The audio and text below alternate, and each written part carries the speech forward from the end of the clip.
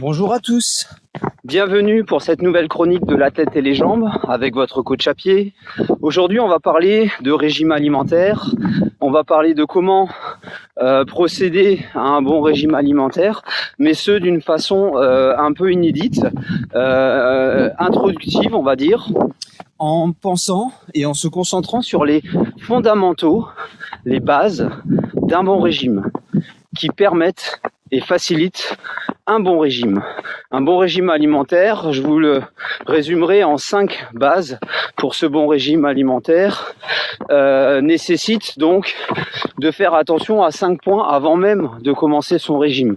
Un régime ne sert à rien s'il n'est pas abouti, s'il n'est pas fini et s'il ne permet pas de franchir un certain cap et un certain seuil. On peut arriver à certains objectifs, mais si c'est pour les perdre de suite après avoir fini le régime, quel intérêt de faire un régime? On repartirait de zéro, on ferait l'effet yo-yo et c'est exactement ce qu'on essaye d'éviter en général de faire quand on fait un régime. On évite l'effet yo-yo et on évite ce qui permet de retourner en arrière et donc démobilise et démotive. Donc ces 5 bases, elles sont assez déroutantes parce qu'elles sont simples. Tout le monde y a pensé au moins une fois, mais on les associe rarement entre elles et on fait rarement attention à elles, alors même qu'on commence à faire un régime avec une belle motivation, avec de belles intentions. Et malheureusement, souvent, pendant le régime ou après le régime, on se rend compte que ces bases étaient manquantes. Et c'est pourquoi on n'a pas tous les effets escomptés, les effets espérés. Alors, quelles sont ces bases? La première des bases pour un bon régime alimentaire, c'est de pouvoir savoir que le sport est important. Donc, sans sport, peu importe le régime que vous ferez, vous n'aurez pas les effets escomptés. Un bon régime passe par une bonne mise en activité sportive, au moins physique, mais jusqu'à sportive, de votre vie quotidienne. Un bon rythme de vie, une bonne hygiène de vie passe tout simplement par une association, une alliance, un alliage, une synergie entre le corps et l'esprit. Donc bien nourrir son corps, bien l'alimenter, c'est important, mais il faut aussi le nourrir d'activité, de mouvement, d'avancement, de façon à ce que le corps puisse assimiler des calories, assimiler des nutriments, mais aussi bien les éliminer. Si on n'a pas ce jeu d'assimilation, d'élimination, on est mort. Deuxième point, avant de faire un régime, quel qu'il soit, il en existe plein de méthodes, plein de façons de faire, plein de façons de voir. On ne sait jamais quoi faire, on ne sait jamais par quel bout commencer. Je vous dirais simplement, commencez par déjà ce que l'on sait qu'il n'est pas bon. Éliminons tout ce qui n'est pas bon avant de savoir ce qui est bon et de procéder selon une méthode qui nous dit ce qui est bon ou pas bon. Essayons d'abord de limiter tout ce qui n'est pas bon. On sait que le trop salé, le trop sucré, le trop gras au quotidien nous est proposé 24 heures sur 24, 7 jours sur 7, tout au long de l'année. Et on sait que malheureusement, les éviter, c'est ce qu'il y a de mieux. Ne pas en consommer, c'est ce qu'il y a de mieux. Et c'est pour ça d'ailleurs que la société nous en propose tous les jours. Je ferme cette petite parenthèse. Donc, évitons tout ce qu'on sait déjà être pas bon. Tout ce qu'on sait en plus de ça être pour nous pas bon. On a appris au fur et à mesure de notre vie, de nos années avançant, qu'il y a des choses qui sont pas bonnes pour nous, pour lesquelles notre corps réagit mal, ou même notre esprit se retrouve assez embêté, ennuyé, ensuqué, avec une perte de concentration, des somnolences, des renvois, des problèmes digestifs et ainsi de suite. On sait que beaucoup de produits ne nous correspondent pas et souvent ils sont trop salés, trop sucrés, trop gras pour résumer, ou ils sont, pour faire simple, trop agrochimiques, trop agro-industriels, non naturels et ne respectant pas le corps, sa dynamique et sa logique. Troisième point, quand on sait, avant même de savoir ce qui est bon, quand on sait ce qui est pas bon, évitons-les. Troisième point, n'en achetons pas. On sait que la société donc de consommation est tentatrice, tant qu'à faire, n'en achetons pas. On sait très bien que si on achète le pot de Nutella, on finira bien un jour ou l'autre, même si on résiste, on finira bien par en manger, ouvrir le bon tiroir, le bon placard et en manger. Donc profitons-en, faisons ce qu'il faut, n'en achetons pas dès le début, donc nous ne mettons pas le doigt dans le pot de Nutella qui finira ce pot-là par nous manger tout cru.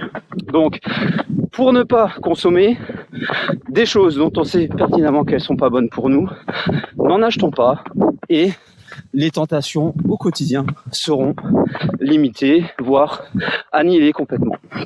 Quatrième point, il ne faut pas confondre ce qui est bon pour le corps et ce qui est bon au goût. Donc faites attention, ce qui est bon au goût n'a rien à voir avec ce qui est bon pour le corps. Faites attention, c'est pas parce que vous aimez quelque chose que c'est bon pour ce que les petits plaisirs vous apportent au quotidien, que votre corps, lui, l'appréciera à sa pleine valeur, à sa pleine vertu. Donc attention, on n'aime pas les épinards, on n'aime pas la soupe à grand-mère, on sait que c'est bon pour le corps, on en mange. On ne s'arrête pas à ce genre de détails-là, d'accord? Donc à partir de là, tout ce qui est bon pour le corps n'est pas forcément bon au goût. Faites attention à faire cette distinction.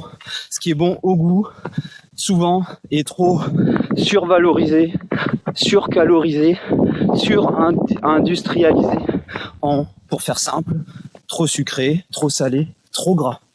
Donc faisons en sorte de manger les bonnes choses, que ces choses bonnes deviennent douces, car elles le sont, et ne soient pas aseptisées par les mauvaises, qui elles sont survalorisées en excitation des sens du corps, au point de rendre amer ce qui est réellement bon pour le corps. Et cinquième point, je vous dirais tout simplement que il faut éviter tout ce qui est culpabilisation et culpabilité autour de ce que l'on mange. Donc je vous dirais même que plus on mange des choses avec culpabilité, même si elles sont bonnes, et plus les effets négatifs de la suralimentation ou du régime, plus ces effets-là sont mauvais. Donc mangez sans le poids de la culpabilité et vous verrez que vous perdrez naturellement du poids. Ce poids, il s'estime aussi en capacité et en valeur, en habilité de lâcher prise. Lâcher prise. Il suffit pas de boire et d'éliminer, de manger et d'éliminer. Si vos cellules sont pas dans l'élimination, si vos cellules sont dans la crispation, sont dans la constipation, de choses qu'elles n'arrivent pas elles-mêmes à digérer, qu'elles n'arrivent pas elles-mêmes à évacuer, parce que vous êtes dans une culpabilité qui vous empêche à lâcher prise, vous vous retrouvez naturellement dans une logique de prendre du poids alors même que vous faites attention à ce que vous mangez. Donc si vous voulez manger des bonnes choses de qualité, si vous voulez même faire des écarts de temps en temps au milieu pour vous préserver un peu la motivation en vous octroyant quelques petits plaisirs, pas de problème que vous alliez dans un sens ou dans l'autre, sortez de cette culpabilité qui peut être associée. Donc en conclusion, je vous donnerai un dernier petit point d'attention à gérer, c'est qu'il faut bien dissocier les calories du nutritionnel. On compte souvent en calories nos capacités alimentaires et notre régime. Bonjour. Hello. Et notre régime est souvent trop calibré autour de calories. Notre but n'est pas d'être dans les calories et d'être dans la nutrition, d'être dans la biodiversité que la micronutrition nous apporte. Donc soyons à fond dans la nutrition, dans les éléments nutritionnels et ne soyons pas dans les calories. Le calorique, c'est vraiment une valeur uniforme qui n'est pas tridimensionnelle, qui n'est pas en 3 dimensions. C'est juste une dimension de l'alimentation. Je vous dis bonne course à vous, bon sport à vous. Courons, méditons, militons, résistons et à une prochaine pour une prochaine chronique avec votre coach à pied de la tête et les jambes. Ciao ciao.